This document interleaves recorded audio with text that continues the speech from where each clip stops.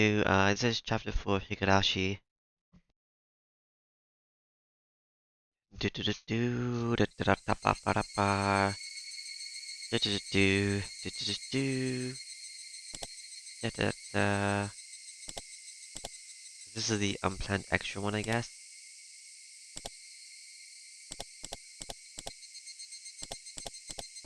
Right. Start. Do do do do. Um, Himatsubushi. I now entrust you with all the mysteries hidden within Higurashi when they cry. However comical it may be, if you have reached any conjectures, you have passed. The final novel is a meek reward for you. Conjecture is impossible. You have the right to reject this story. Okay, I can reject the story. So it's possibly not canon. Okay. Who's the criminal, you ask? Don't research for them in the story. Who's the criminal, you ask? Do you even know what the criminal did? Who's the criminal? Who is the criminal?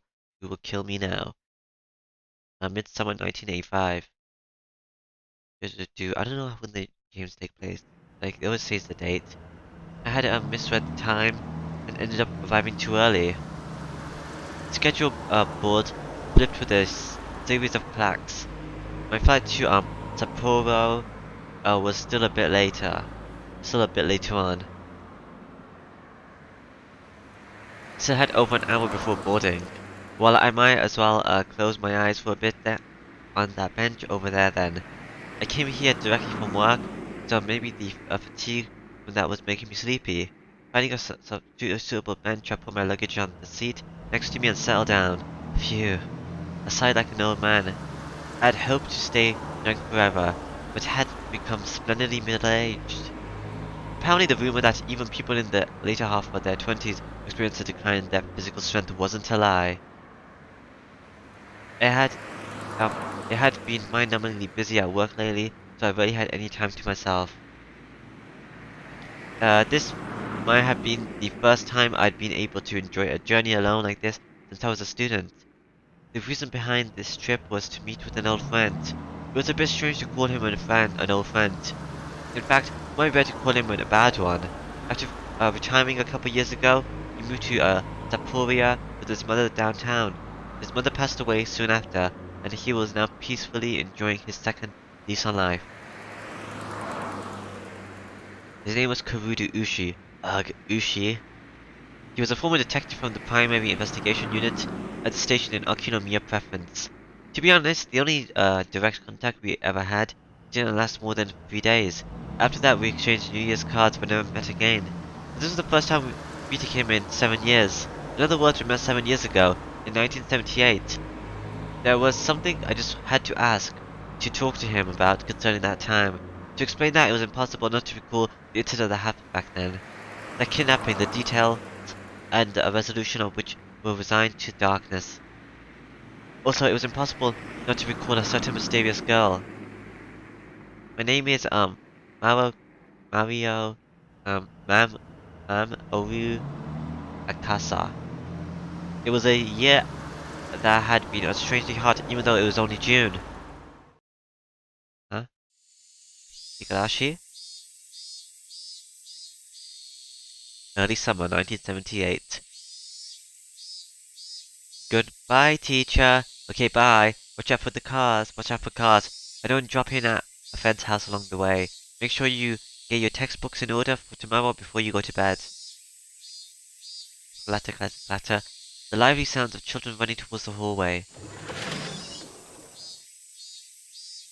Hey now, didn't I tell you before? I already have one of those. I don't need any more. The unique high, the, new, the unique high-pitched voice of youth, the energetic shrill of cicadas went completely unheard by their ears. Children returning home from school split off one by one from their groups of friends as they went through intersections in the residential area. Even though there were several of them in a group, as they left the school, as they got closer to their homes, their numbers dwindled. That's why the fewer you're walking home with act as an indicator that you were that much closer to your destination. Except like if your destination is the first one there. Later. See ya. Yeah, see you tomorrow. he finally parted ways with his last friend. A van was parked at the edge of the road. The window was open, the sound of the radio leaking outside. It must have been the news or something. For that reason, the three of them were arrested for traffic violations and obstruction of justice due to the protest against the Hinamizawa Dam project, resulting in bloodshed when clashing with riot police last month. Things have only become more violent last month. So this is before the curses. Because the curses is what stopped it in the first year, right? And I played the game in the 5th year, I think. So the second year, it's the Stoker's parents. Third year, it's Rika's parents. Fourth year, it's Stoker's uncle. Yeah, so I played in the 5th year. The police are therefore taking precautions against radical activities causing yet another incident. Last week, there was also a direct confrontation with a minister and Inuki on the steps of the Ministry of Construction. The boy's ears perked up at the mention of the name Inuge. At that moment, a man's face peeked out suddenly from the window of the van. His behavior was a little different than that of a man looking around to see if there was any oncoming traffic. Before he opened the door of his vehicle, his eyes meeting suddenly with the unfamiliar man. The boy panicked slightly. Nightingale, okay? Scarlight, okay? Let's secure the 2 blocks around us. We're good to go. The man in the passenger seat whispered quietly. Nodding in acknowledgement, the man opened the door and stood before the boy. You. Are you Toshiki Inagu-kun? While asking that, the man appeared at the boy's name tag. Tokushi Inugi. The name was written plainly there. Is this the kidnapping you're talking about? The phone rang for the 3rd time. If he reached out, he could easily pick up the receiver. However, he was concerned that if he picked it up before it had even finished ringing once, whoever was on the other end of the line would think of him as a fairly cheap person. That's why he normally never picked up the phone until the third ring, even though it was a worthless habit. However, his thinking that there isn't much meaning in waiting for just 3 rings wouldn't wait for 5 be alright was very much a reality. His mind filled with such trifling thoughts, he picked up the phone after the 3rd ring had finished, its reverb dampened by his action. Yes? Hello? Hello? He knew that sometimes due to malfunction at the switchboard, calls didn't connect well. At times like these, it was best to hang up and let the other person call it again. Thinking that the moment he began to hang up the phone, he sensed that he was definitely connected after all. He felt the presence of the other person on the other end of the line, keeping silent. Hello? There was no way they didn't hear his question. What was the meaning of this? It wasn't like he didn't know that people could use sudden calls to harass others. However, he's never received a call like that until today. Maybe he was just lucky before, but he didn't believe that he would have received such a call on this phone. There was no direct calls to or from this line. Everything had to go through an operator. Therefore, there was absolutely no way the call would be connected unless it was verified there was someone else on the other end of the line.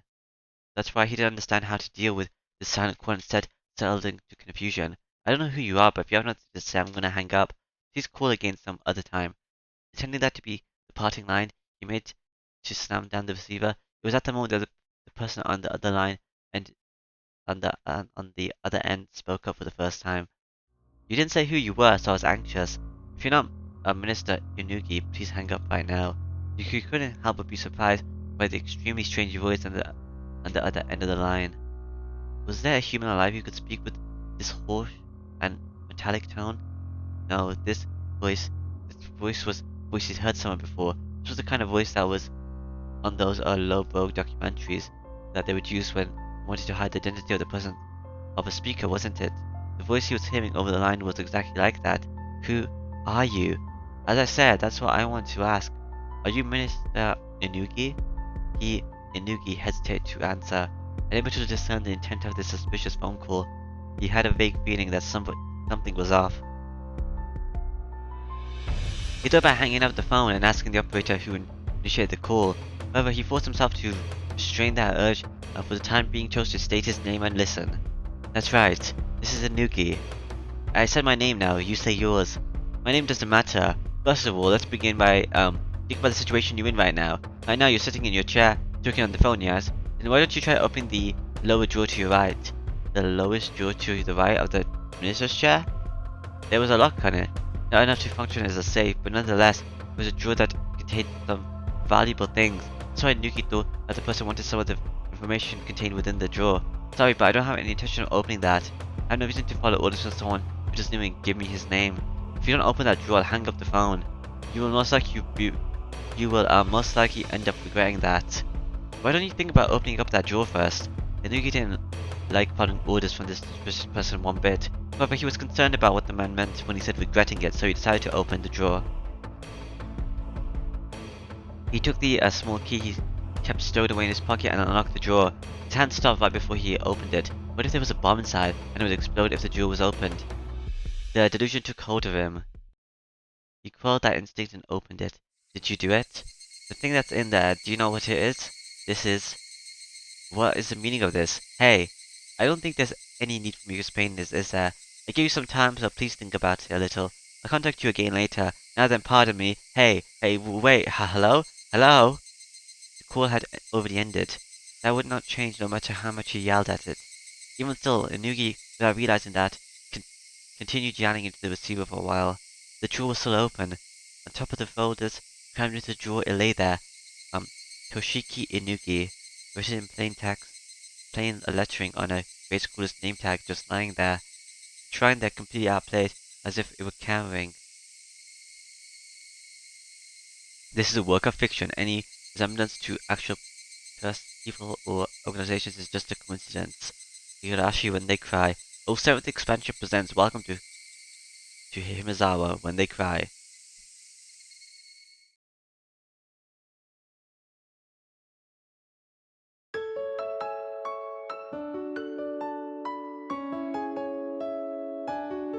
Do you remember Yuki? This picture. This is where I first proposed to you. That brief moment before you nodded back. Probably wouldn't know just how much it seemed like an eternity to me. Yes, I would never thought that amount of time could feel like an eternity. No matter how long I had to wait for you to propose to me, it was. From that moment I met you until today, compared to the time I've spent since I was born. It might only be a brief period, but there were definitely precious, beautiful days that deserve to be called an eternity. That time continues even now. From now on, I wonder if he'll be a boy, or maybe a girl. Either one is fine. Boy or girl, either way, it's there and proof that we love each other. If it's a boy, we'll name it after Mamaru.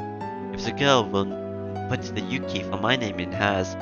Thinking about names is so fun that in the end, we still hadn't decided. There's still time to puzzle over it. Not that long of a time actually. You see, Yuki, there's something I have to apologize for today. It's my job. Sorry, it looks like an annoying bit of work has come up. In the worst case, I might not be able to be there for the delivery. It's fine. You have a very important job, where you protect the life, the way we live. Compared to you, it's nothing. Please go ahead. When you return, I'll be waiting here with our child. Thank you. Also, I'm sorry. Please don't apologize. If you feel guilty about it, then you can just atone. If I atone that much, no matter how much money I have, it won't be enough. Heh. It's a joke. Now go on. As I left the room, I bumped into an elderly man. It was Yuki's father. In other words, my father-in-law. Father. I didn't want to intrude, so I waited in the hall. I didn't mean to eavesdrop, but I heard. Go. Yuki's that kind of girl. No matter what happens, she doesn't want to hold you back. I forced Yuki to give up on so many things. Put her through this during childbirth, such an important time in her life. I'm ashamed. If you feel that way when you're done with your work, make some time for Yuki.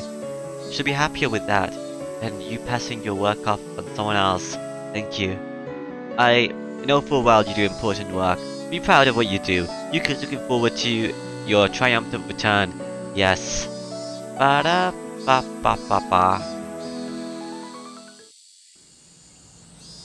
I jumped into the taxi that was waiting outside. Compared to the time when I first got here, the number of the square meter had grown considerably. It seemed the modest time Yuki and I had spent together wasn't so modest from an objective point of view.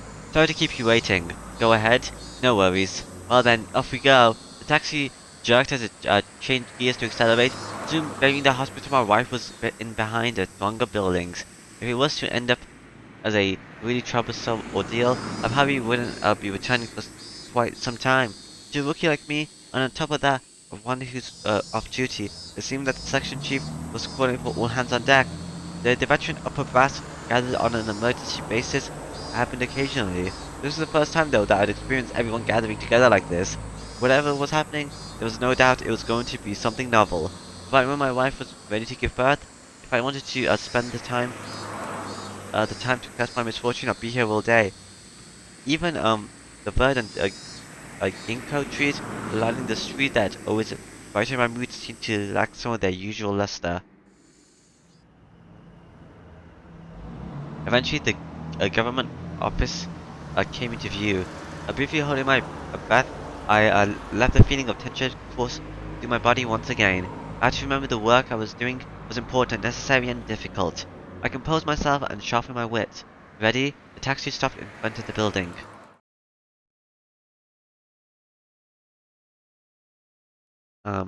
Kashi Migashi, Tokyo, Metropolitan Police Station Department.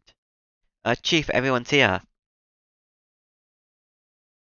Uh, Akasaka-kun, could you close the blinds?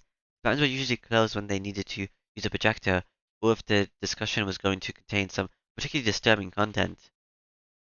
The blinds closed with a satisfying sound, darkening the interior of the room. Immediately the inside of the room was completely drained of the pleasant morning atmosphere, leaving behind only the cold illumination of the fluorescent lighting. After the supervisor ensured that everyone was present, he nodded to the section chief once again. With everyone on the edge of their seats, the chief stood up solemnly and began to give his report. Approximately 48 hours ago, the Minister of Construction grandson, who is also the son of one of his staff leaders, is believed to have been kidnapped. It is believed the minister, in an effort to resolve matters amicably, chose not to report the situation to the police and plans to cede to the demands imposed upon him. It seems that approximately 48 hours earlier, the Minister of Construction's grandson and those of his senior staff members were kidnapped. The reason why it was phrased that way was because the person in question didn't admit it had happened. Based on the results of surveillance conducted on the minister's residence, multiple suspicious phone calls on what is believed to be outside the city took place. Why are you monitoring his phone calls and his residence? The abducted child is said to be under treatment for some time, but there's no trace of any hospital records or witnesses to such an effect. Due to that and various other reasons, we believe without a doubt that a kidnapping has occurred. Here they admitted the details that brought this incident to light. If you think about it a bit, that meant that before the incident happened, the minister's residence had been under surveillance already. I won't use the word spied upon. Of course, they wouldn't have been court approval for this, and it would have been very hard to explain to ordinary citizens. However, it is quite an effective method to catch window incidents like this before they got worse. I would like for you to try to understand that dealing with these cases before they become a problem is the job of the Public Safety Division. Why is he just following their demands instead of reporting this to the police? The fact that Minister can't even trust the police, what is the world coming to? It seems the group of perpetrators demonstrated that they had quite a high level of surveillance on the Minister themselves when they conducted the kidnappings, enough to give the Minister pause before calling the police. We'll find out right away if you call the cops, more or less. It's possible that there's a mole close to the Minister. Several of the higher ranking members seem to have experience with this kind of thing, let out deep sighs. The goal of the perpetrators, their demands, as well as this entire situation, are as of yet unclear. But in any case, the possibility that this may grow to a national threat interest is extremely high. If the goal was simply to have their demands met for monetary gain, that would have been nice. However, if this was some politically motivated shake-up, things would get a lot more complicated. Since we're not receiving any cooperation from the victim, that means that we're not privy to any of the details of the threat or demands.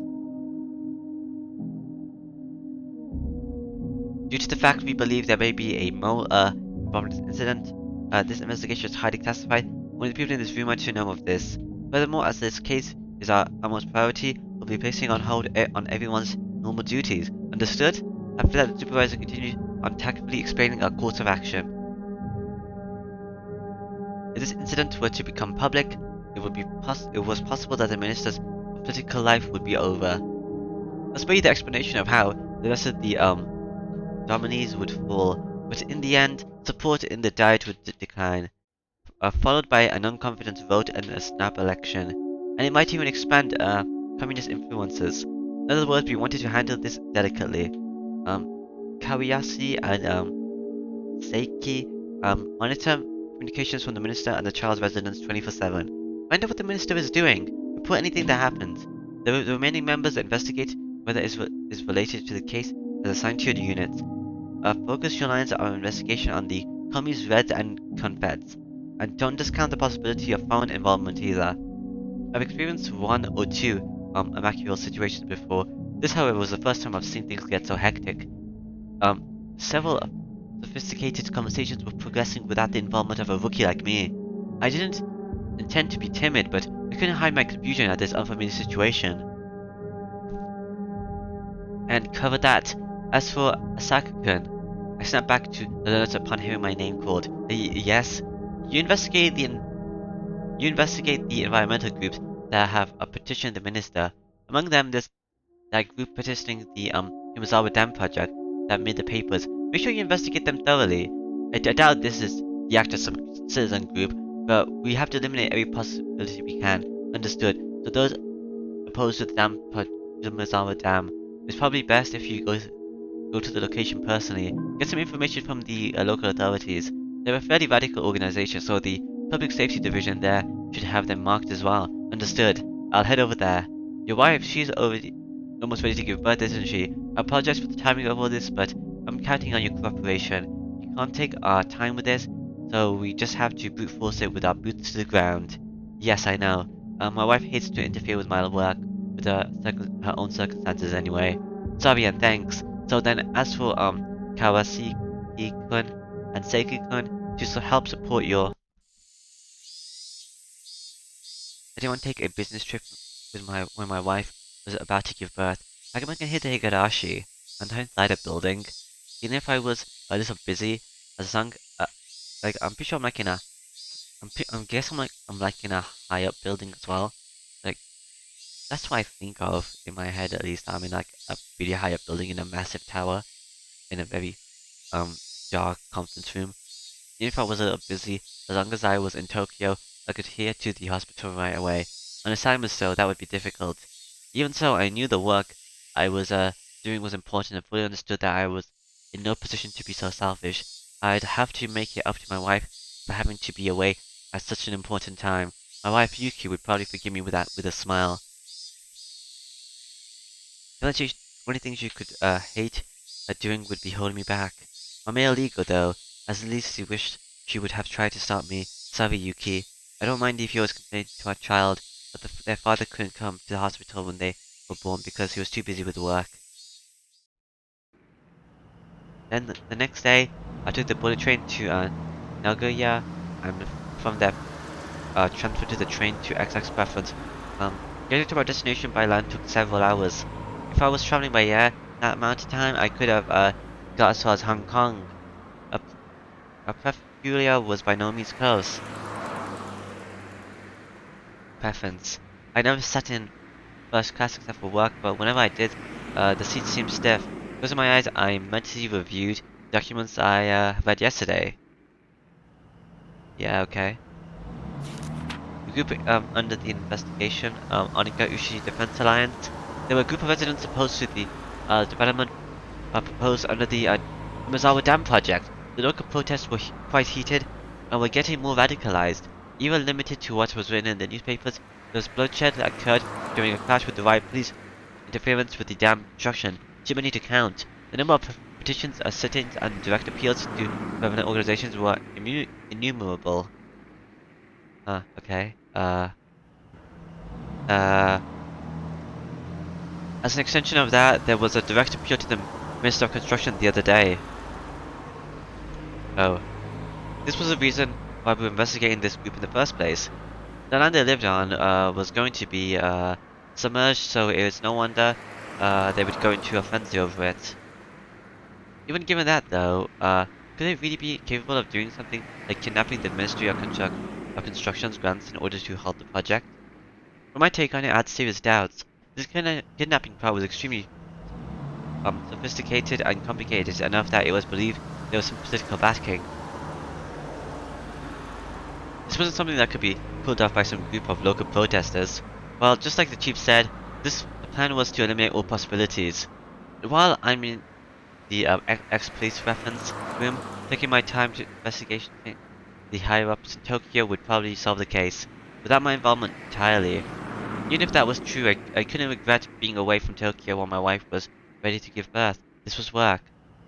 There was really nothing that I could do. Ding dong.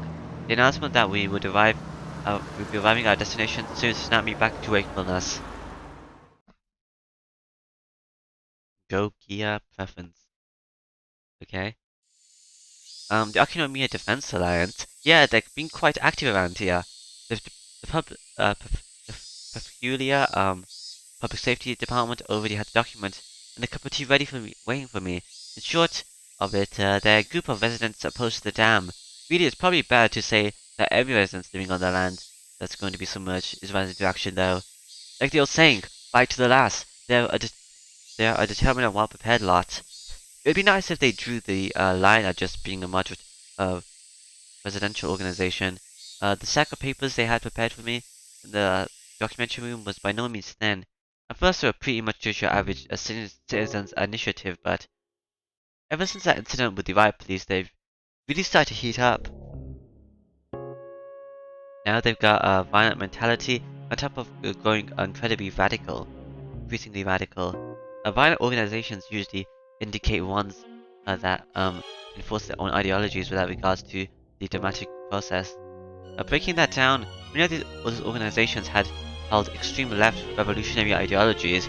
Considering that I couldn't help but be surprised that a citizens group would end up going this far, radical citizens movements happened occasionally. It seemed, however, that this group was nothing as trifling as that. It seemed that I would have to reconsider exactly what this Higurashi Defense Alliance was. The Defense Alliance's demands, in other words, the withdrawal of the dam project, how far would they go to have that demand met? The kidnapping of the minister's grandson was classified. That meant, of course, I couldn't tell the peculiar department about it either. As you know, they were arrested after last week's confrontation with the minister in Yuki. There's enough reason to believe they could use illegal means to assert their demands. I skimmed over the list of the criminal records related to the Higurashi Defense Alliance records in the documents. The contents were all violence, not giving me the barest hint of feeling that these people were trying to uphold the law. Could you give me a basic rundown of the type of illegal activities the Higurashi Defense Alliance are engaging in? Chief opened a manila envelope, fished out several unorganized sheets and spread them out on the desk. It seems that raids on construction sites are the most common. At first they were committing relatively petty crimes like cutting power cords, jamming locks, and breaking office windows by throwing rocks. Of course, what really happened first were things like demonstration sittings and distribution of pamphlets, lively but democratic forms of protest.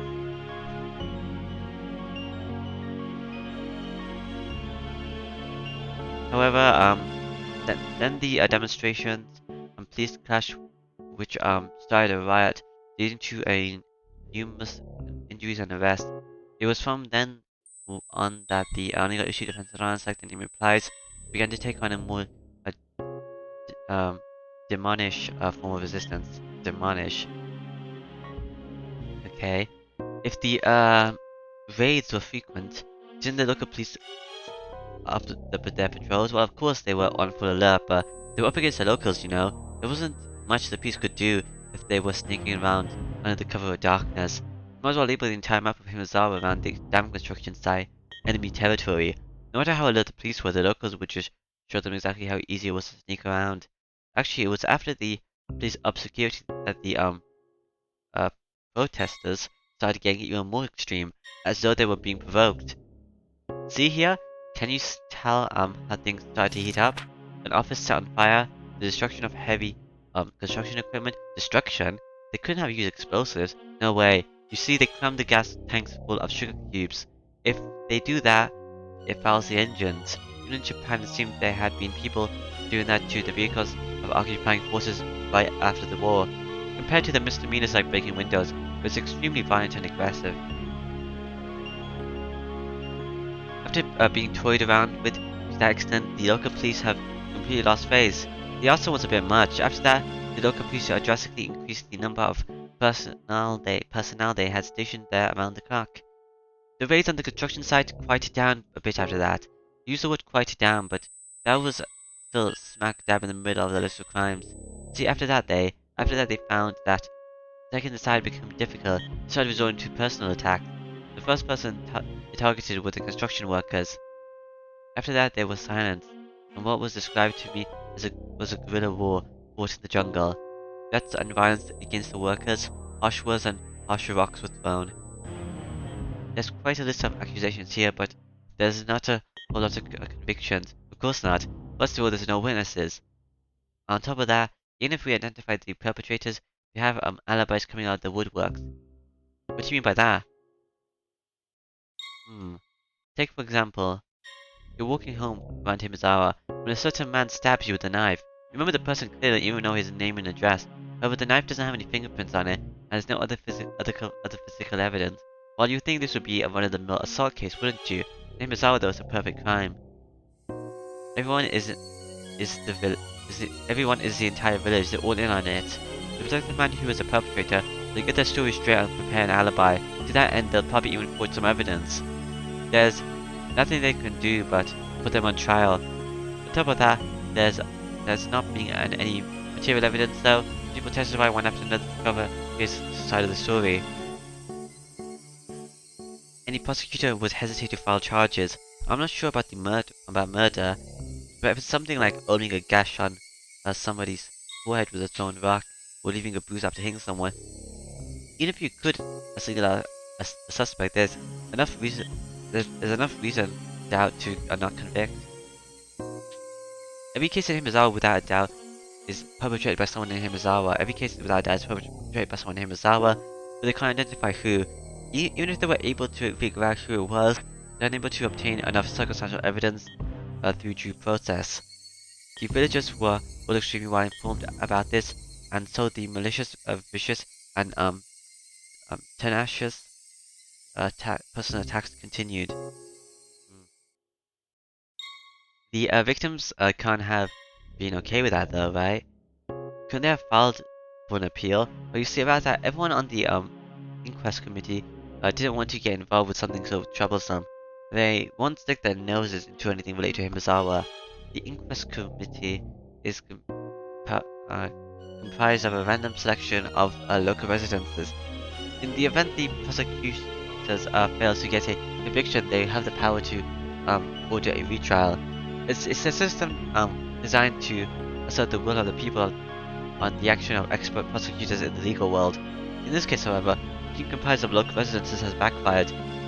They don't want to get involved. Why is that? How do I explain this? You could say they're afraid. There's a little special there. Special? Is it an outcast community? No, it's a little different from that. Well, just think of it like them being afraid. It's a little hard to explain it right now. Alright, there's an easier way. Ripping his forehead with a handkerchief, he opened a file labeled as a list of members of the Higurashi Defense Alliance. The power of the Higurashi Defense Alliance, you see, is the fact that they count many people among their members who are influential in neighboring areas. Could you take a look at this? I looked what I saw star me. Cafeteria, municipal assembly members, staff members of the Chamber of Commoners, an executive of a business association, an executive of a town council association, and a PTA liaison. There were more than a few people with a lot of say, both locally and in neighboring regions. Around here, you could pretty much expect your actions to be observed by those against the dam project. If you said something in the support, who knows how it would work out to your disadvantage. In any case, every town in this area is being held by the thrill of someone from Himatsubushi. The list of Inquisition Committee members is undisclosed, isn't it? There has to be some measure in place to make sure they avoid retribution now. While it is undisclosed, so their privacy is assured, but the person in charge of that is from the Akinomiya Municipal Office. In other words, a local. While you might expect some professional confidentiality, you can't know how everyone is connected. The people from Himazawa have a lot of tight bonds in that regard. When you consider the obligations and duties people have to the region, the river of information thereby formed is nothing to scoff at. It's not uncommon for housewives in a neighborhood to know which kid from which house is what grade in which school, what subject they're good at, and what vegetables they hate, among other things. You see, there's a Yakuza organization here with strong ties to Himizawa and the surrounding area. It would seem that they're providing full support in these recent incidences. They seem to be proving most effective. Gangsters fighting together with the residents as opposed to the construction of the dam. It's a little hard to see what their common interest is. It's not that difficult at all. You see, actually, one of their lieutenants is in that gang is originally from Himizawa. He was adopted into a rather influential family in the village. Exactly what was this Himizawa? I thought it was some desolate or rustic village. However, for some reason, they extended a strong influence on the surrounding areas and had a strong sense of unity. You know, despite Himizawa supposedly being anti people leaving their like anti outside and anti people leaving their place, they have a lot of people outside of Himizawa. They would protect their village by any means necessary, even if that meant resorting to violence. The chief had said they were afraid because there were numerous influential people living here. But somehow I got the feeling that they were afraid of the village itself. There was something clearly different from what I had read in the documents in Tokyo. This was no simple residential protest against the dam. For some reason, an uneasy feeling began to nestle itself in the back of my mind. I chose the most basic way to ask my question. In other words, I directly asked what I wanted to know. Chief, this is just a hypothetical situation, but This is the Onigoshi Defense Alliance in order to halt the dam project. Do you think they could say threaten someone important to accomplish that? The chief replied immediately, "It's possible. Truth be told, they've already gone to municipal and prefectural offices and as well as the local offices of the Ministry of Construction and done things that could be considered as intimidation. Several of the workers' families have also reported that they've been followed around by some suspicious people. Well, that would make sense. To help Project the Dam, they would raid the construction site, destroying heavy machinery and lighting the construction office on fire. If they didn't have any problems about doing that, threats and violence against people related to the dam would probably be no problem. But that was it. Even your everyday hooligan could use threats and violence. However, this time it was the kidnapping of the minister's grandson, an abnormally high-level crime. Not only was putting off the kidnapping difficult in the first place, but so was maneuvering to have the ministers surrender to their demands immediately. There was no way this was the work of amateurs. Is it really that hard? It sounds like he was walking home from school alone. And they, did those people have the power to enact this large of a crime? That was the heart of the matter. Was the Onigoshi Defense Alliance an organization capable of putting this off? While he wasn't working home from the Star, it sounds like he was like the last guy in the group, or whatever, and they were just waiting for him on his route home. In order to answer that question, once again, I chose the most basic method. Again, hypothetically, do you think they could kidnap a relative of someone of political importance? There's no way they could pull off something that big. That was the answer I hoped most for. If that was the answer, my work was as good as halfway done. I might be able to get back in time for my wife to give birth. That's how it was supposed to be. The chief, without a hint of hesitation, replied, "They just might. There's no telling how far they would go. Sorry, Yuki. It seems like my work wouldn't end so simply after all."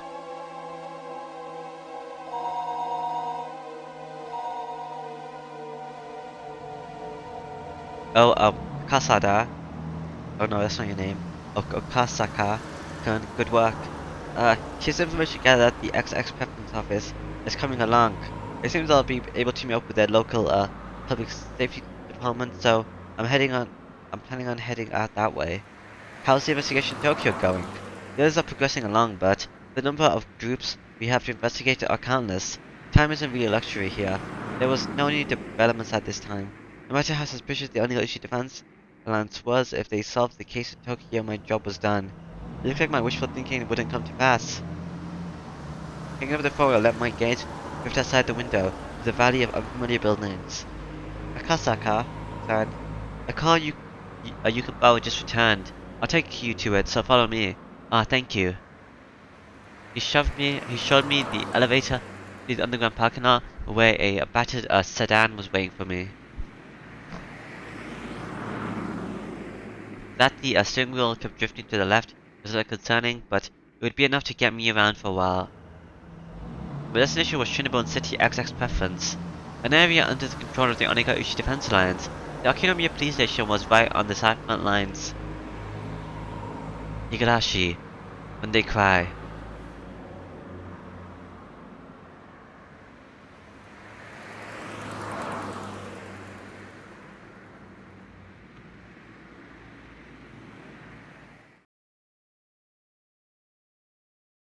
Akinomiya Preference. Akinomiya Police Station. Shinobon City was as far as a conventional cities went. Rather than behind the times, Akinomiya resided in the mountains was even more remote. With little changes between the seasons, all that was left was the tepid passage of time. It made for a rather drab town. There was no tourist attractions or local delicacies, not even a strength of regional industry. It was simply dull. Just looking at the monotonous and peaceful landscape, it was hard to catch a glimpse of the radical resistance of the Onigoshi Defense Alliance.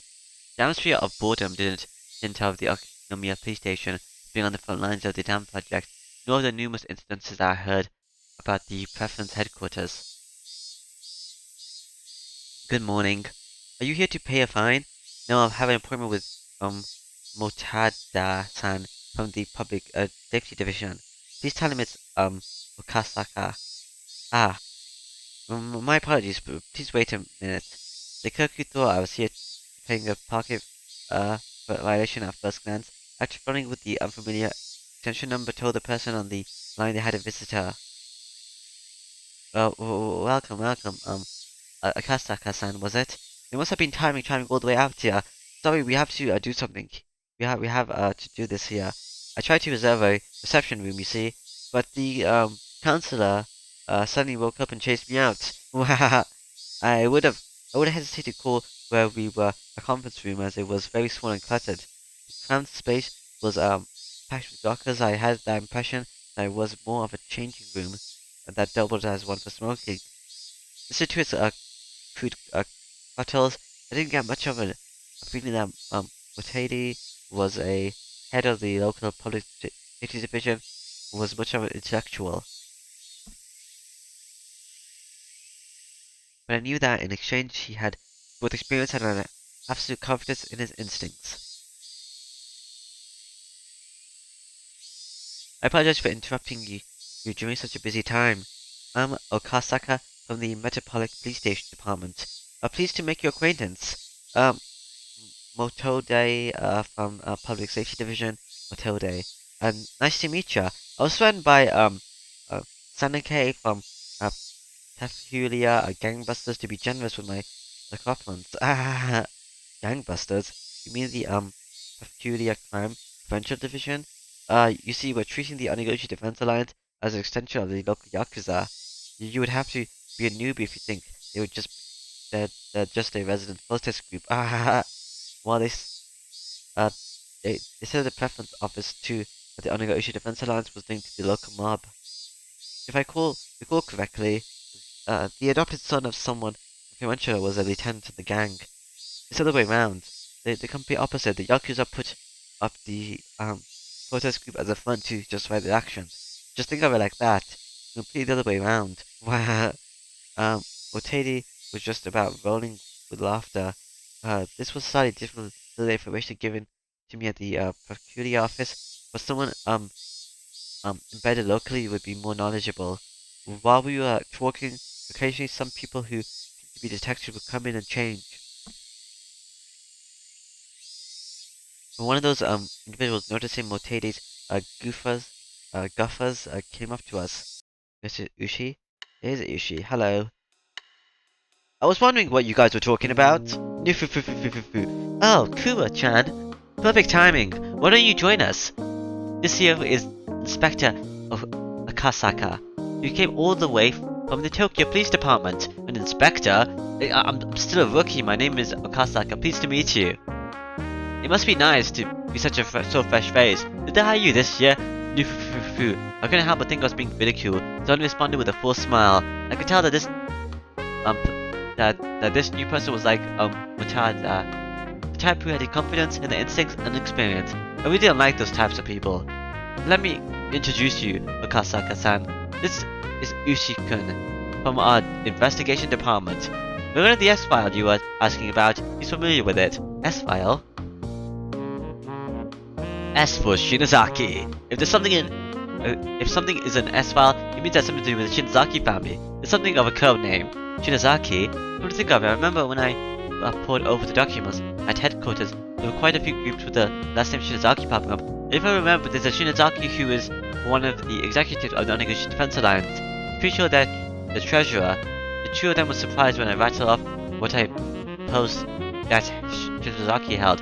After a moment, both of them erupted into laughter. Akasa-san, was it? You're quite the studious one. Could it be you memorized all the central figures in the alliance? I wouldn't say memorize exactly, but at least remember the list of Higurashi Defense Alliance executives. Then, who are the president and vice president? The president is the mayor of Hinamizawa K. Kimiyoshi. The vice president is the priest of the local shrine Furudu. The treasurer is O. Shinozaki, and the auditor is Makino. The liaison is Y. Kimiyoshi. The PR head is Y. Kimiyoshi Shinozaki. Asaka-san, you're pretty good. The pay sucks, but you want to work here? You're just the type we're looking for. By the way, Yoshi Shinozaki is the head of the youth department. So close. The head of the public relations is actually Tadayoshi Shinozaki. Feeling like I wasn't being complimented at all, I started setting into an uncomfortable mood. I was becoming more and more aware that I was the weakest link in the investigation, so I just had to bear with it. I didn't mean for that feeling to show up on my face, but the crafty detective didn't let that slip by. I didn't mean to make fun of you. To make up for that, why don't I show you around the village? For someone who would know feel for the area like me, it would be a great help. I couldn't have asked for more. In the end, the Higurashi Defense Alliance is nothing more than an alliance Hinamizawa is using to deal with the outside world. I think getting to know the village would speed up your work. How about it? The residential movement, in other words, had influence over the region. So the leader of the movement was the leader of that influence. Just like that, the thought process in the region would become the overall personality of the movement. Just like Ushi had said, in order to learn what they were really like, this regional force behind the damn protest, getting to know the village was the quickest way. I'm just a rookie cop. If you would. Nodding back without skipping a beat, Ushi laughed in satisfaction and stood up.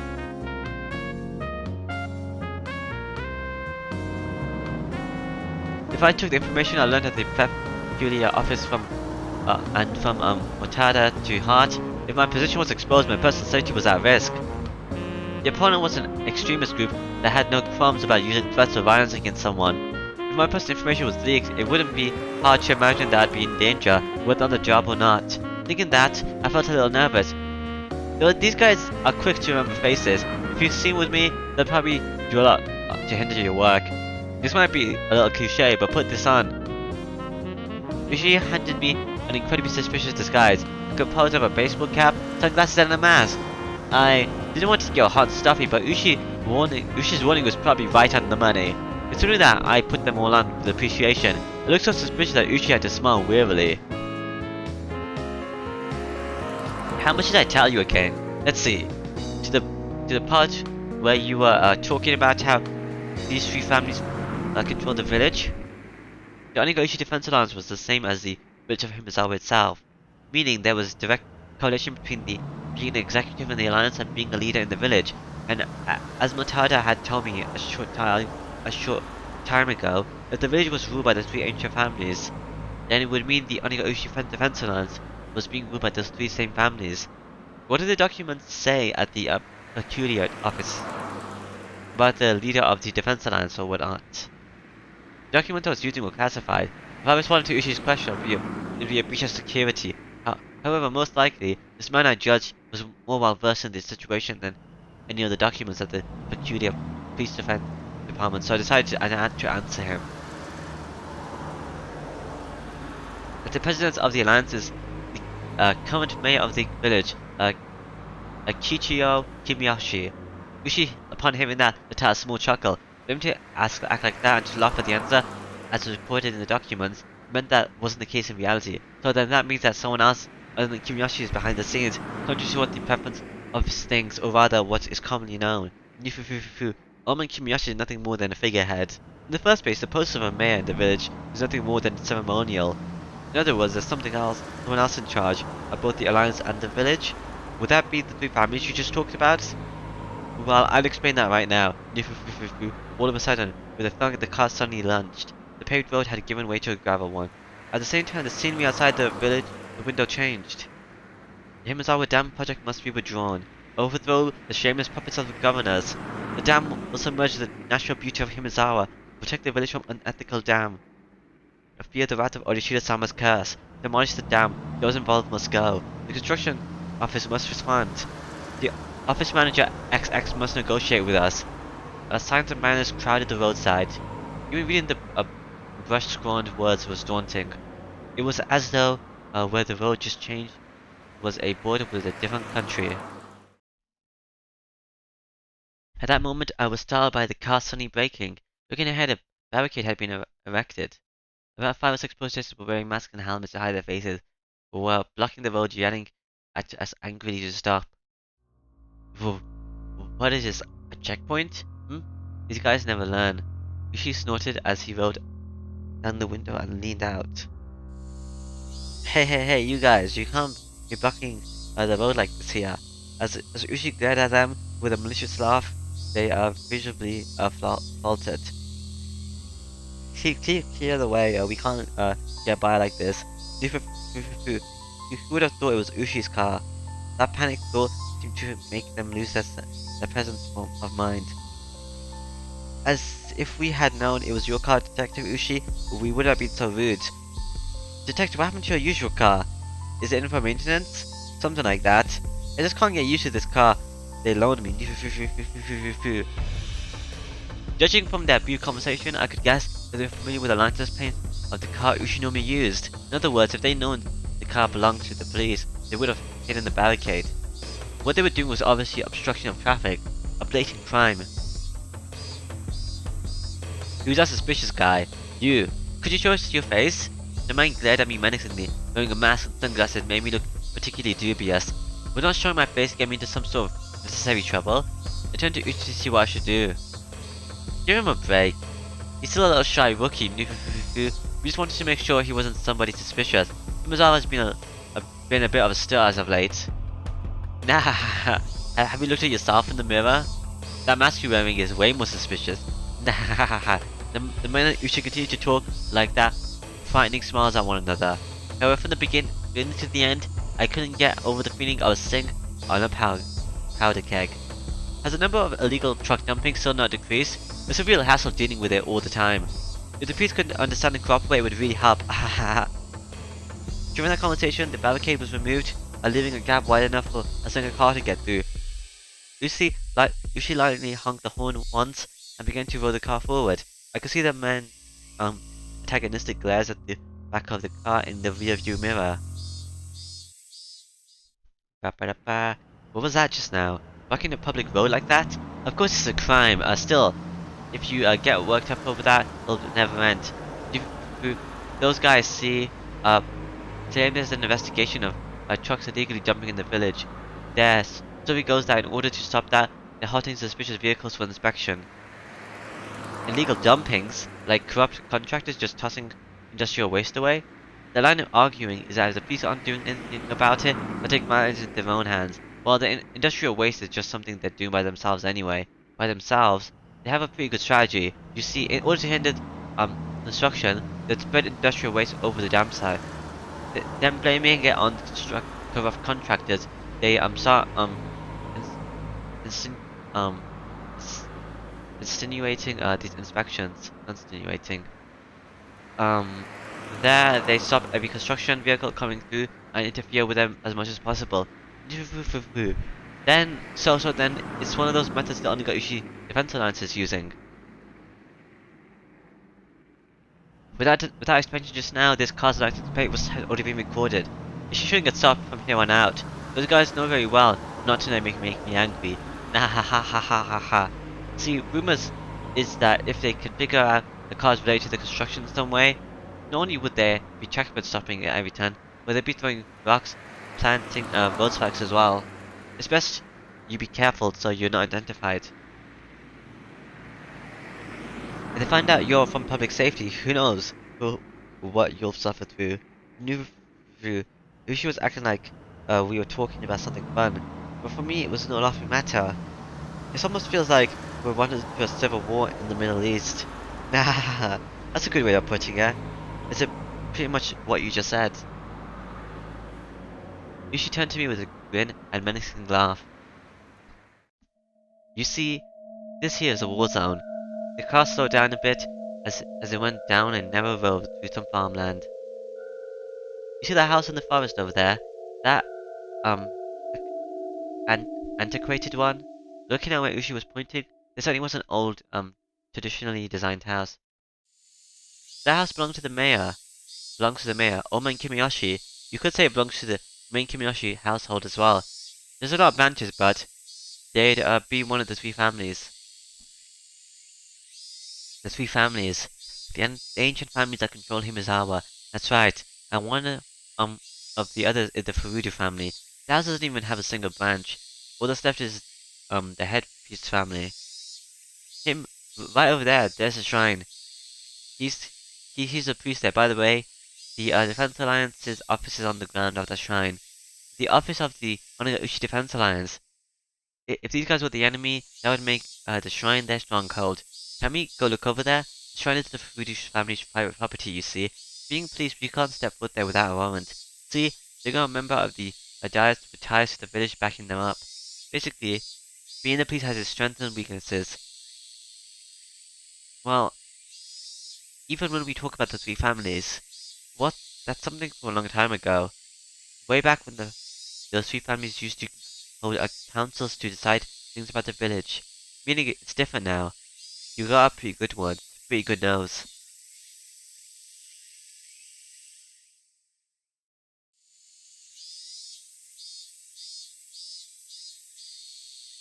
Alright. That's what I expected from an academic. Is this peaking by the way? No, it's okay, I guess. The car braked to halt with a squeak. Ahead of where we stopped were several signs. Private property beyond. No trespassing. Beware poisonous snakes. Danger, turn back. Intruders will be charged an entry fee of 1 million yen. Is that the Mian family? Signs were erected there with things like that written on them. The roads were separated from the forest by chain link fence wrapped in barbed wire. Since this is private property, this is as far as we can go. There's several surveillance cameras set up further in here. I think this is the Mian, not the Mian, the Shinozaki. Uh, saying that we just got lost from work with these guys. They're beyond here, right? The people currently controlling Himazawa and the Onigoshi Defense Alliance were neither the Kimiyoshi family nor the Furudu family, but the last of the three. Yeah. Beyond here is one of the three families, the Shinozaki family. They're the one controlling Himazawa from the shadows. Among the list of executives controlled, um, record, recorded in the documents, the number of people with the last name from the three families was quite high. Of course, Shinozaki was no exception. However, at the top was the Kimiyoshi family. The Kimiyoshi family seems to be in charge. The ruler behind the seas was the Shinozaki family. This double-layer structure implicitly told me that village had both a light and dark side. The current head of the Shinozaki family is an old lady named Oryu. She had enough clout that you could call her Empress Shinozaki. Be careful, she's no small fry. She's enough of a VIP that even the mayor of the city had to bow before her. How did she die in chapter 2? Did Mion kill her? Well, in Hinamizawa and the surrounding area, their relatives amount to a block of several thousand votes. No politician could show disrespect for that. In other words, try to make her the actual leader of the Onigashima Defense Alliance, right? You got it. With those words, Ushi pulled up a well-worn cigarette box. They're suspected as kidnappings of the minister's grandson and subsequent threats. Were these parties of the hidden plot by the Onigashima Defense Alliance in order to have the Himatsubushi Dam project cancelled? You came all the way from Tokyo to investigate this, didn't you? Huh? Yeah, that's right. Something the matter? Well then, is it related to that direct appeal incident with Minister Inuge? If that's the case, then the public safety has their marks on a watch list. Something like that? Nah, ha ha ha. Having you guessed that so quickly makes it this easy. While exhaling out cigarette smoke, Ushi smiled broadly, like I just pulled a good one on him. Whoosh. So I thought. His smile disappeared suddenly. That's a lie, isn't it? Huh? I mean, the direct appeal, putting them on a watch list. That's a lie, isn't it? Ushi knew there was no way that Tokyo HQ would dispatch an investigator over something as minor as a direct appeal. If they were to dispatch someone, it had to be for a more dire reason. He had figured that out that much. I thought of myself as the type of person who doesn't let things show on their face.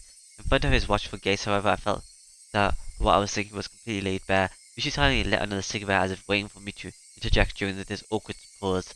I see, so this was a veteran detective's way of getting someone to spill information.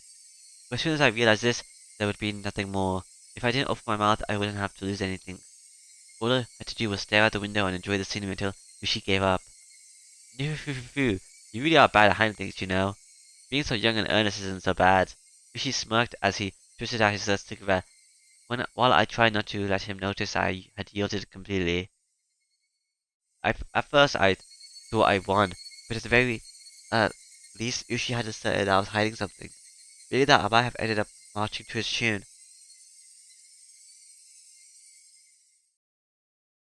Ushi started up the engine once again and began to move the car.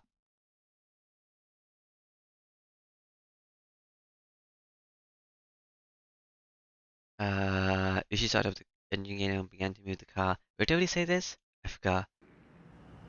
If you just be honest with me, and I thought I might have been able to help you. How would you help? If the cat was out of the bag, I might as well use it to catch some mice. Well, this depends on what we're talking about, but I might be able to set you up with someone who's knowledgeable about the ongoings in Hinamizawa. An informant? I see, is that what you call it? Why are you so interested in my case? Ushi-san. Well, I'm the same as you. Isn't it our business to know things? Being able to meet up with Ushi-san's form was an extremely compelling opportunity. We were looking to recruit someone familiar with the area to collaborate with for intelligence. In the end, there was no better method for finding people than asking. We were always told, however, that the rank and file police were no better than monkeys. Unlike us, they were careless with our confidential cases. We looked down on them like they'd run their mouths off in a drunken stupor. Ushi was an outlaw, even amongst them, and here I was lost on whether or not I should tell him about the kidnapping of the minister's grandson. This information, exactly how knowledgeable are they about the Onigashima Defense Alliance? If you're from the public safety, you'd know, wouldn't you? Something like that is something I can't just tell you. Protect your sources. That's the first principle of dealing with confidential information. In that regard, it seems like Ushi wasn't one of those monkeys. Should I trust him to ask for help or not? It's just that you work for the feds and I work for the preference. I don't think that our jobs are that different. I think I can be of help. However, I had trouble believing that this crafty old man would simply help me just as like he claimed. I find it hard to believe that someone of your standing would help me out without strings attached. Well, it's not like I'm completely without an ulterior motive. As I recall, you guys have space in your budget allocated to pay informants, right? Something you don't need to submit a receipt for. Just a little bit of that would be the cost of our meeting with the informant. In other words, give the compensation unmarked informant to you first, while it helps for the details of the of this deal are still being cut. You see, Sunny was something else for being able to raise any state's ulterior motives like this. Rather than him being this out of kindness of his heart, it was a lot more clearer if he was being compensated for this deal. I felt that he was the type of person who was good at these backroom steals and dealings. Don't misunderstand, please. It's not like me who needs the money. It's the informant, okay? Well, in regards to the payment, I'll be handling the money. When do you want it? Right now would be good. If you don't have it on you, tomorrow works as well. I pulled out a wallet that's different from my personal one. The price was pretty much fixed depending on what kind of information I was paying for. In this case, the payment was upfront. Also, considering the fact that I didn't know what kind of information I would get, I shouldn't pay too much. When I suggested that, Ushi suddenly stretched out his hand and entirely grabbed the contents of the wallet. At times like this, it's best not to be so stingy. It's alright, it's alright. It won't go to waste. I understand. I won't be stingy. And? What kind of information are you looking for? Depending on what you want, how we approach this will try. You swear you won't spread the information to anyone else? Ushi-san? I can't swear as much, and the same as you. I can't withhold information during the course of my duties. Nah, ha ha ha ha. I got it, I swear. Nothing here gets said anywhere else. On top of that, thanks to you, I could pay back what I owe for my mahjong debt. In any case, I won't break a promise that involves money. I was still unsure if I should trust him until the very last moment, but in the end I broke down. Ushi wasn't the type of person I could trust 100%, but there's no mistaking he had access to an underground information network. In order to accomplish my mission swiftly, I needed his cooperation. I set my resolve.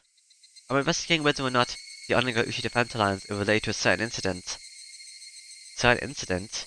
There's a possibility that the Minister of Construction, Inugi, is being coerced by someone.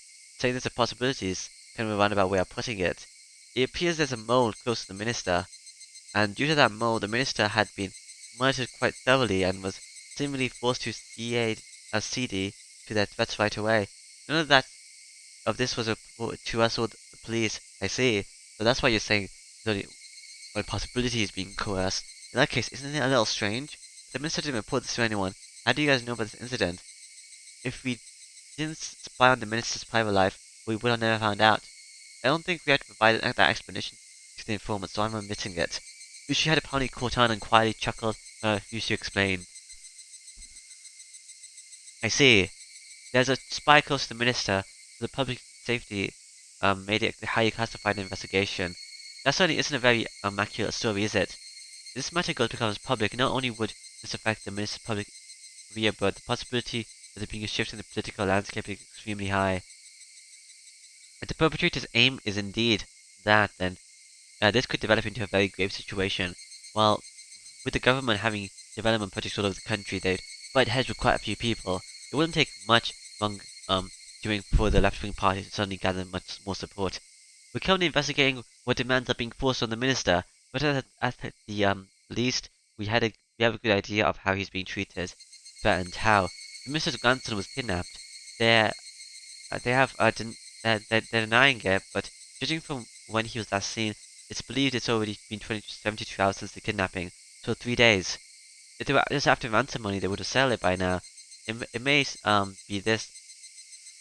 It may be this isn't for monetary gain. The possibility that they're forcing the minister to do something politically is extremely high. That's something we just can't consent to. So the Higurashi Defense Alliance was listed as one of the possible perpetrators. That is correct. Kidnap the minister's grandson and demand cancellation of the dam project. What do you think, Ushi-san? From your point of view, do you think it's possible? Ushi seemed to ponder the idea for a while. The section of the police of the regional office has responded immediately with it's possible. However, Ushi, who had been informed about the matter, was hemming and hawing. Finally, just a little bit. He said something that was just a little bit strange. This was before the Meiji era, you see. This area wasn't called Hinamizawa village back then, it was called Higurashi. Nah, this is what I heard from my grandmother. The topic was so completely and suddenly unrelated to the subject of the kidnapping of the minister's grandson. I was taken slightly aback. Higurashi? Oh, so that's what they called Higurashi Defense Alliance. You see, the village of Higurashi was said to be inhabited by demons that devoured humans. Even now it's believed that the blood of these demons particularly coursed through the veins of the villagers. There's the demons that devour humans. Ushi-san, what are you saying? It's information. I got a lot from you just now. A little too much. In exchange, I'm giving you a little freebie. Ushi finally smiled, but it didn't seem like he was fooling around. Please continue. You see, these man-devouring demons, normally they were reverted as chaos, transcendence, and lived tucked away from the rest of the world. But they ate people after all, so apparently they go into in the hills regularly and abduct their prey. They would use um they used to call that being demoned away or onigaushi. Demoned away. It was the first time I heard such a peculiar phrase. However, I felt something slightly ominous from this horrifying tale of demons abducting people in order to eat them. Look, you know how there's the common phrase spirited away? When people suddenly go missing one day, they call it that. When the same thing happens here, they call it demoned away. How does this old tale relate to the matter at hand? Oh no, there's no direct relation, I'm just making small talk here. It's just... Ka-chomp, ka-chomp. The car shook. At some point, the gravel road changed into a paved one. It's just what? That around here, the phrase demoned away is somewhat a code for disappearances and kidnappings. I just thought I'd mention it. I don't know if there's anything to do with the kidnapping of the minister's grandson. Well, there's no deep meaning behind it. It's just that there's a little bit of history. Onigaushi, human-eating demons coming down to the foothills and abducting their prey. Then, in order to cancel the dam project that threatened to submerge the village they lived, did they demon away the minister's grandson? Then, had they already made an example of the minister's grandson eating him alive? Haha, it's a bit of an interesting old tale, isn't it? If you set foot into the demon's village without reason, you'd probably be captured and eaten alive. So don't go near onigaushi. Kids these days wouldn't have these superstitions, would they? Even among the older folk in Okinomiya, born in the Meiji era, there's quite a few who wouldn't have heeded these warnings. The Hinamizawa village was feared by the people in the area. I recall that piece of information I heard from the peculiar public safety division. In any case, we're the boonies out here. It's kind of expected that there'd be some superstitions around here. Someone from Tokyo, like you, Akasa-san, probably couldn't even begin to imagine, could you? The man-eating demons as the price for violating the sanctity of the village, kidnapping the minister's grandson, and swallowing him whole. The ludicrous idea flew through my head. It was so absurd I was half disgusted with myself. She was just teasing me. Stupid. It was all so stupid. Come to think of it, by the way, by then I may have already been seized by the curse of that dubious village. For me to realize that would take a little more time. Oh, is it Higurashi when they cry? It's a black screen? Yeah, it's Higurashi when they cry. What's the tips this time? Tips. I don't know. Encore with Yuki. A record of opening remarks. Gears on fire, the taste of honey. That's me? Encore with Yuki. Hello, Yuki. How's the baby? Is it dead? Oh, really? It's tough when it's such a sudden assignment. Please be careful. Where are you headed? You already there? Whether I headed out the assignment, she would always ask where. Not just Yuki, but anyone would ask the same question. If it was a cold place, she would urge me to pack a thick jacket. If it was far, she would warn me to be careful on the drive over. It was just an everyday normal occurrence that led to asking such an obvious thing. I felt that I couldn't answer such a normal question. Sorry, it's something you can't talk about, isn't it? Please be careful. Sorry, Yuki. At some point, you started apologizing right away, even though when you first started your job, you were all gung-ho about it. Yuki laughed as though she had realized something. At times like this, Yuki had some magical power to see right through me. It's already been quite a while since I was admitted to the hospital. Are you finally getting lonely? Don't tease me, I'm too old to get lonely. Oh really? You actually like to be died on, don't you? Don't you start getting a little faint of your heart when I'm not around? Ah jeez. I can see the little devil horns batting over your head right now. You've always been like this. You can't hide it. You can't hide it. If I don't play with you, you get all lonely. I can hear your little tail wagging over the phone. Hehehe. This side of Yuki wasn't something you could guess existed from seeing her usual modest behavior, and it was something that she didn't show to anyone else but me. Normally I'd poke her to hide my embarrassment and bring the conversation to an end, but I couldn't do so over the phone call. Of course Yuki was clever. She was teasing me because of that. I wonder when I figured out that giving you some grief was so much fun.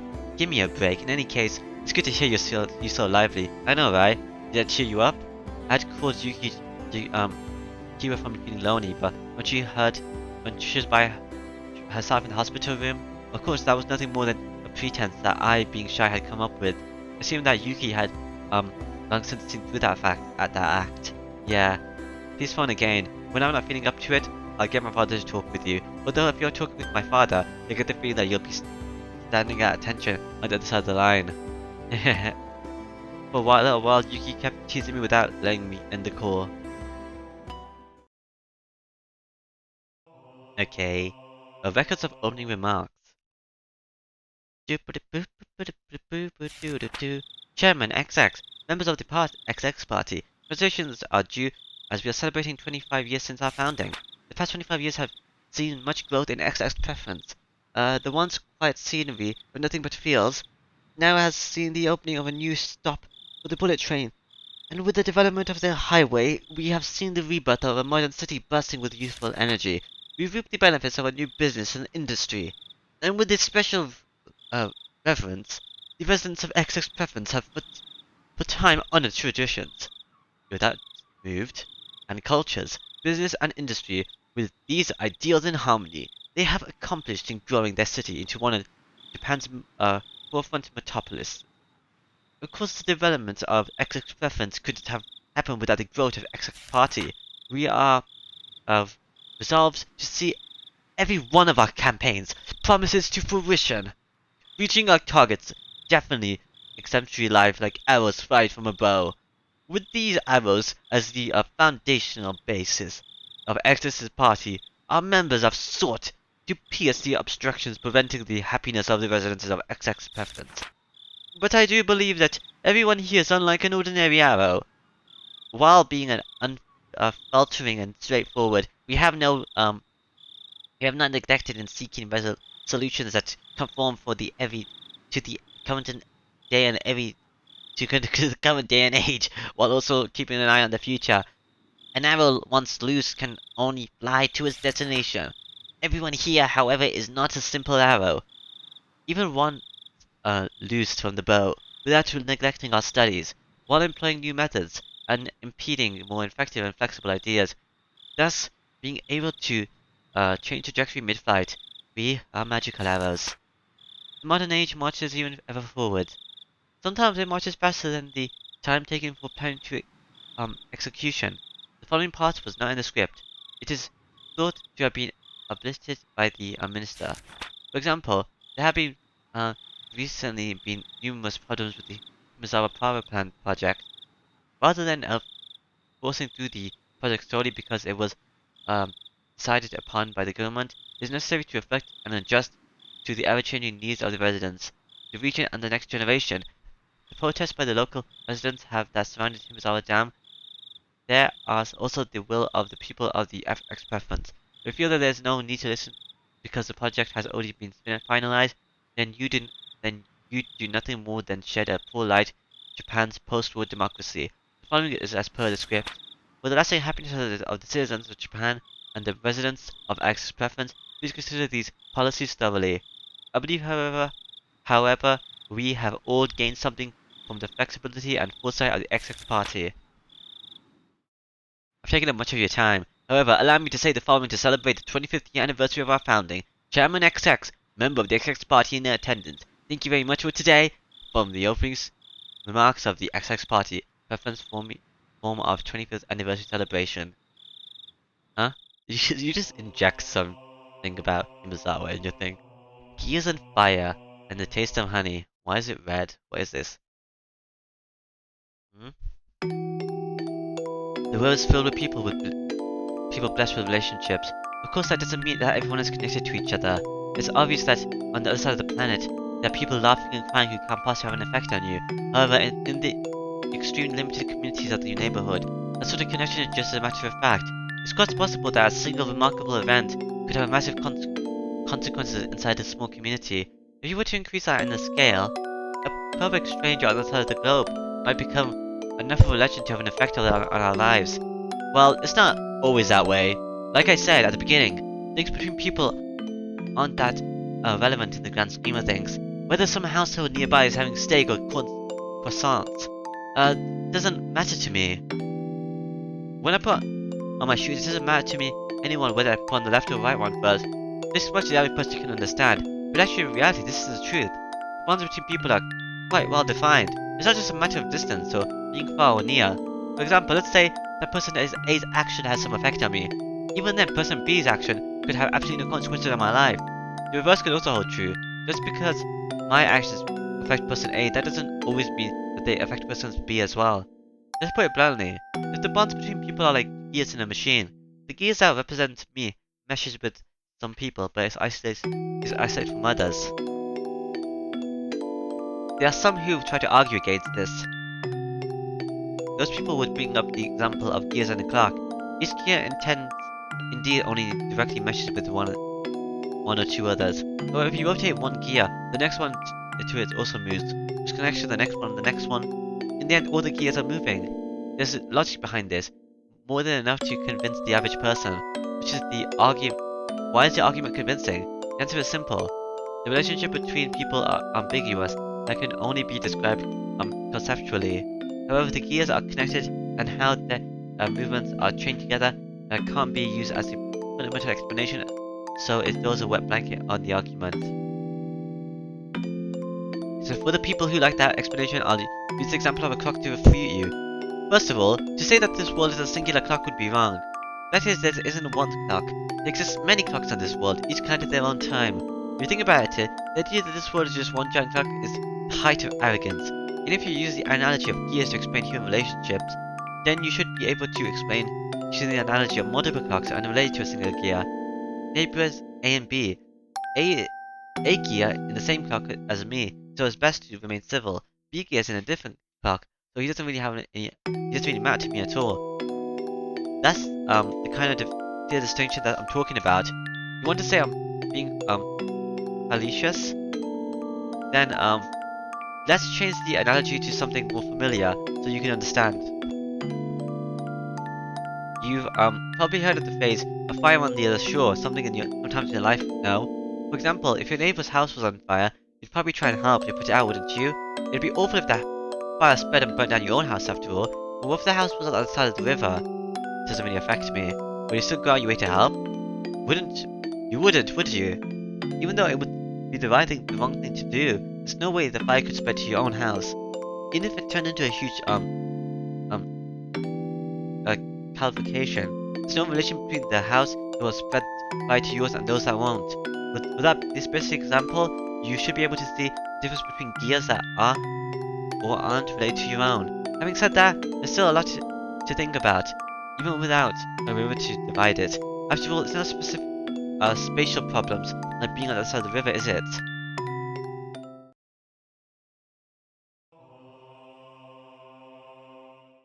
The chick in the truck. Cluck, cluck. The car has stopped, but he didn't know any more than that. But not only was he blindfolded, but locked in the trunk of the car. Oh, is this the kidnap victim? How could people become this powerless just by being robbed of their sight? He absolutely wouldn't have known this without experiencing it firsthand. He soon realized it was pointless to try and undo his bounds, with the confines of the truck quickly making him light-headed. He had no choice but to let this mild torch to dull his senses. That's why, when the car stopped and the unpleasant vibration ceased as the engine was killed, he couldn't help but delude himself he was being set free, even though nothing had been resolved in reality. Of course, he was soon removed from that delusion. He strained his ears when he heard one of the men who had abducted him and an older man was for the first time strike up a conversation. Nice to see you. The chick is in the truck. He struggled so much that he's probably exhausted right now. But there's no mark on him, just as ordered. Oh, must have been a handful.